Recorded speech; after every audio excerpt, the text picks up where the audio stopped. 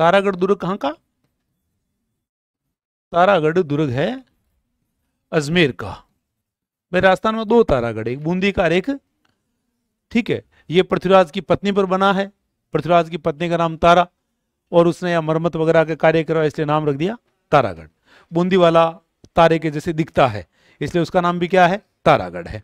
ठीक है, तो तारागढ़ दुर्ग अजमेर में हम लोग देख रहे हैं मालदेव की एक रानी हुआ करती थी, उमादे, जिसको रूठी रानी के नाम से भी जिसको जाना जाता है। ठीक है, तो ये मालदेव के आक्रमण से पहले कहां हुआ करती थी?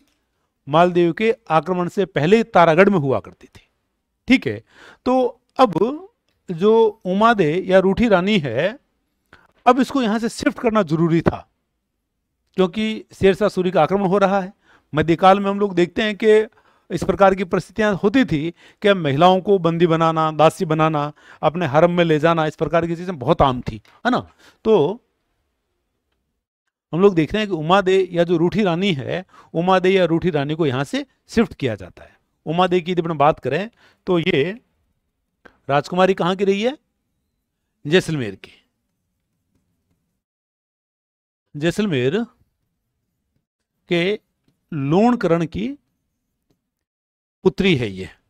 जैसलमेर के लोणकरण की पुत्री है, और मालदेव से इनका विवाह हुआ, और कहा जाता है विवाह के दिन ही ये मालदेव से किसी बात के कारण, ऐसे कहा जाता है कि मालदेव के पास में उमादे या रूठी रानी की दासी भारमली,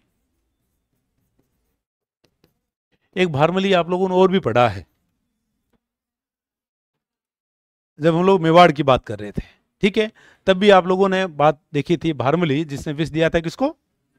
रणमल को, जिसने विष दिया था। ठीक है, तो आप देखोगे कहा जाता है कि उमादे ने जब भेजा भारमली को, तो भारमली के साथ में मालदेव का व्यवहार ठीक नहीं रहा, और इस बात के कारण उमादे मालदेव से नाराज हो जाते हैं, और मालदेव से नाराज होकर के उन्होंने जोधपुर को छोड़ दिया, और नाराज हुए, नाराज होने को अपने रूठना कहा जाता है, इसलिए इनको रूठी रानी कहा जाता है। ठीक है, और ये चले जाते हैं कहाँ? तारागढ़ दुर्ग में चले जाते हैं, और जब इसका आक्रमण होता है शेरशाह सूरी का, तब भेजा जाता है यहां ईश्वर दास को। ईश्वर दास को भेजा जाता है कि आप जाओ और रानी को बुला करके लाओ। ठीक है, तो ईश्वर दास आकर के मान मनोबल करता है ना, उनको समझाता है, और रूठी रानी आने को तैयार हो जाते हैं। और जब ये आ रहे थे, तब ऐसा कहा जाता है कि महल की जो दूसरी रानियां थी, उनको लगा कि भाई इतने समय के बाद में ये आ रही है, और इतने समय के बाद में आ रही है, तो हो सकता है कि आने के बाद में मालदेव इनको कहीं पटरानी वगैरह नहीं बना दे, है ना।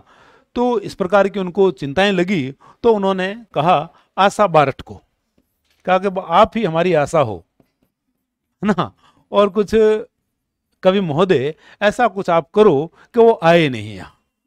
ठीक है, तो कहा जाता है कि वो आ रही थी, तब आशा बारठ के द्वारा कोई दोहा सुनाया जाता है, और उस दोहे को सुनने के बाद में रूठी रानी ने जोधपुर दुर्ग में आने का निर्णय बदल दिया, कहा कि भाई हम यहां तो नहीं आएंगे। ठीक है, और बाद में यहां से जो रूठी रानी है वो चली जाती है गुंदोज। गुंदोज चली जाती है, और यहां अपने दत्तक पुत्र राम, दत्तक पुत्र राम इनके साथ रहा, और ये यहां से गुंदोज चली जाती है। और बाद में जब हम लोग देखते हैं कि 1562 में जब मालदेव की मृत्यु होती है, तो 1562 में मालदेव की मृत्यु के बाद रूठी रानी सती हो जाती है। तो आप देखो कि इस प्रकार का जो सती होना है, उसे क्या कहा जाता है? उसे क्या कहा जाएगा? बिल्कुल, इसे हम लोग देखते हैं कि ये मालदेव की मृत्यु के बाद में ये सती हुए, और ये मालदेव की वस्तु के साथ सती हुए हैं। और जब किसी वस्तु के साथ सती होते हैं, तब इसे कहा जाता है अनुमरण।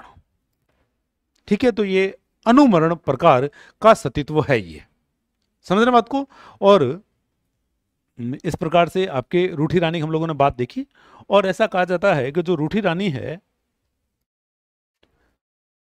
रूठी रानी के पिता लोणकरण,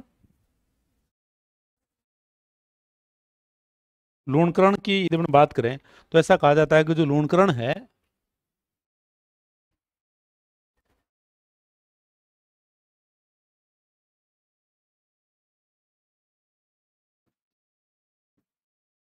लूणकरण मालदेव की हत्या करवाना भी चाहते हैं, ठीक है। लेकिन क्या रहा कि जो लूणकरण के द्वारा जो षड्यंत्र किया गया, उस षड्यंत्र की जो जानकारी है, उस षड्यंत्र की जानकारी पहले ही दे दी जाती है मालदेव को रूठी रानी की मां के द्वारा, ठीक है। कह दिया जाता है भाई इस प्रकार से आपके साथ में कोई षड्यंत्र हो सकता है, आप सचेत रहें। तो मालदेव की सचेतता के कारण वो जो षड्यंत्र है वो सफल नहीं हो पाता है, और ये जो सूचना है मालदेव को ये दी जाती है राघव देव के द्वारा। एक राघव देव नाम आप लोग पहले भी देख चुके हो, कौन? हाँ, राघव चेतन नहीं, एक राघव और भी पढ़ चुके हो आप लोग, चुड़ाका भाई। चलो, तो इस प्रकार से आप देखो उमा दे की हम लोगों ने बात कर ली है।